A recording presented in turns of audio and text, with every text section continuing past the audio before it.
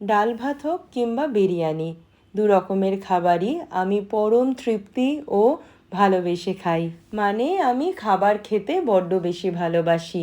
সারাদিন আমরা এত পরিশ্রম করে যে অর্থ উপার্জন করি দিন শেষে পেট ভরে খাওয়ার জন্য, তার যেমন ভালো দিক আছে তেমনি খারাপ দিকও।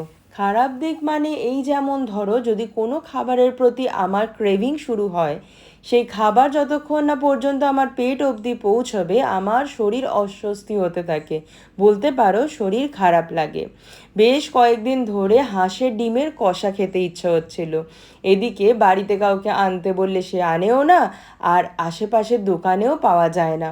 অগত্যা আমি অফিস থেকে ফেরার পথে উল্টোডাঙা স্টেশনের সামনে এক দাদুর দোকান দেখলাম, যেখানে রকমারি ডিমের সম্ভার, আর সেখান থেকেই নিয়ে এসেছিলাম আমার জন্য হাঁসের ডিম।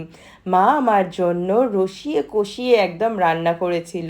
এটা খাওয়ার পর মনে হচ্ছিল অনেক দিনের অতৃপ্ত আত্মা আমার শান্তি পেয়েছে।